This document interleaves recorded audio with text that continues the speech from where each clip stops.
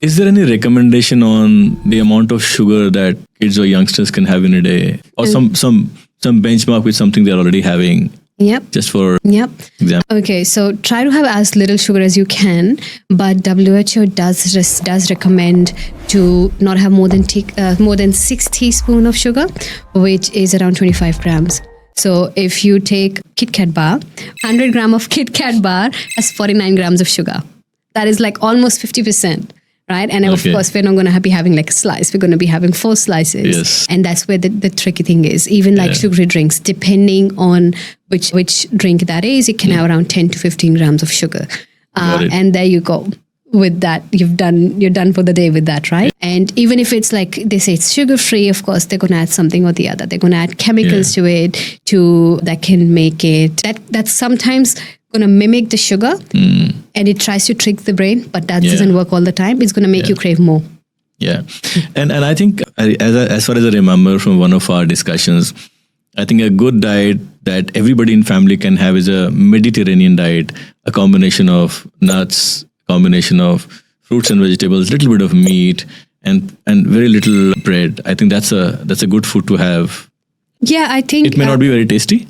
Yeah, but it's a pretty good option and healthier food to have for a family. Yeah, it is. But I think eating is something we do from like at the age of 1. Of course, we're drinking milk before that, but at the age of 1 until we are alive, right? So we can't have something that is not very tasty, right? So it depends on what type of diet you follow, what sort of cultural background you have. You can still make it healthier. You can still make it more balanced. Who said you can't have a good amount of like vegetarian fiber or vegetarian meals have good fiber and protein from them? You can still have it. It's just like picking those Mediterranean elements and adding to your cultural diet is what I would recommend, because food is like in a way our identity, right? And we have grown up eating certain types of food.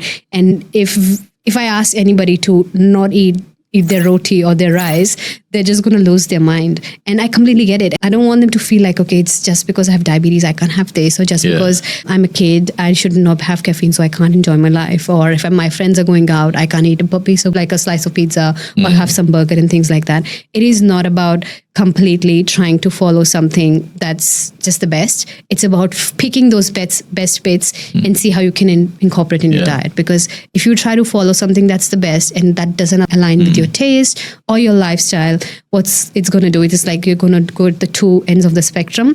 You're too unhealthy, or you're trying to eat too healthy, and then you're just going to be like bouncing back and forth. And that's what I don't want. That's where it's a very strategic approach that we need to take to try to make changes one thing at a time to incorporate. So for example, nuts, of course it's part of a Mediterranean diet, but it's in general guidelines. If you see Australian guidelines to healthy eating, if you see our Indian diet, we all have nuts in a diet, right? So Mediterranean could be, of course it is one of the best diet, but it doesn't mean that's the only way you can eat, right? And what if you have nut allergy?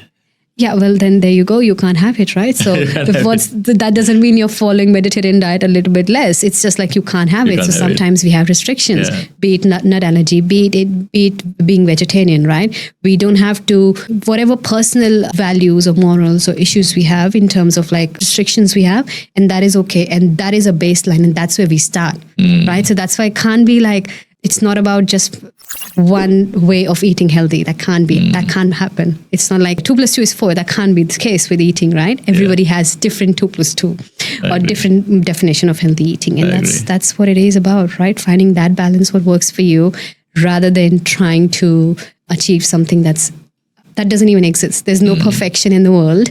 Even like moon is not perfect. Earth is not perfect. So like, why are we trying to make eating perfect? I agree. And look, we have to start this journey somewhere. So I think to your point, we are almost coming to the end of the podcast. But to your point, I just want to ask, what are the top 3 things that busy parents or busy families can start doing immediately to start their health-focused journey? Oh, that's a very good question.